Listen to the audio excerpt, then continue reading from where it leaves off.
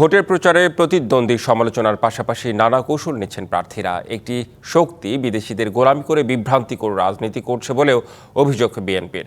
আর জামায়াত বলছে সমালোচনার কিছু না পেয়ে তাদের নিয়ে ফতোয়া দিচ্ছেন একটি বড় দলের নেতা।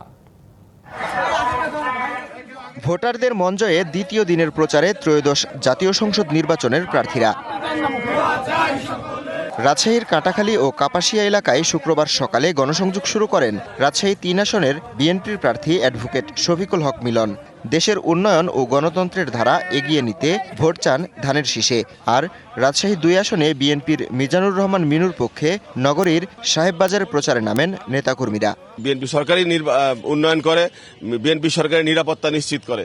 তাই আগামী দিনেও এই আশাতেই, এই ভরসাতেই রাজশাহীর মানুষ প্রস্তুত হয়ে গেছে ধানের শীষে ভোট দেওয়ার জন্য, মিজানুর রহমান মিনুকে বিপুল ভোটে নির্বাচিত করার জন্য। যে রাষ্ট্র অচল হয়ে গেছে, যে রাষ্ট্র অকার্য হয়ে গেছে, সেই রাষ্ট্র মেরামতের যে ৩১ দফা, সেটার প্রতি ব্যাপক সাড়া। হবিগঞ্জ ৩ আসনের গোপায়া ইউনিয়নে গণসংযোগ করেন বিএনপির প্রার্থী জিকে গাউচ। ভোটারদের সাথে কুশল বিনিময় করে ভোট চান ধানের শীষে। খুলনায় গণসংযোগে জামায়াতের সেক্রেটারি জেনারেল মিয়া গোলাম পরোয়ার অভিযোগ করেন, সমালোচনার কিছু না পেয়ে জামায়াতকে নিয়ে ফতোয়া দিচ্ছে একটি বড় দলের নেতা।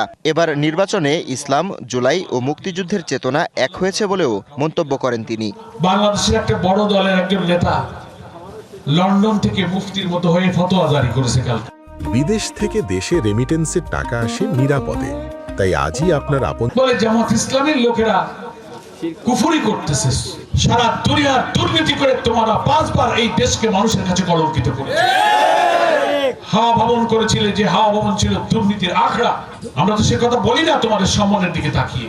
কুমিল্লার দেবিদ্বার উপজেলার ভিংলাবাড়ি, বিহার মণ্ডল মোহনপুর সহ বিভিন্ন এলাকায় জনসংযোগ করেন এনসিপির প্রার্থী হাসনাত আব্দুল্লাহ। মাদক, দুর্নীতি ও চাঁদাবাজ মুক্ত সমাজ গড়তে ভোট চান শাপলাকলিতে। আমাকে দিয়ে আর যাই হোক সম্ভব, কিন্তু আমাকে দিয়ে কোনোদিনও চাঁদাবাজি, টেন্ডারবাজি, দুর্নীতি আমার দ্বারা কোনোদিনই সম্ভব না। গত 1.5 বছরে আমি কিংবা আমার লোক বা 10 দলীয় ঐক্যবদ্ধ বাংলাদেশের কেউ আপনাদের কাছে একটা পয়সার জন্য কোনো দেয়া নাই।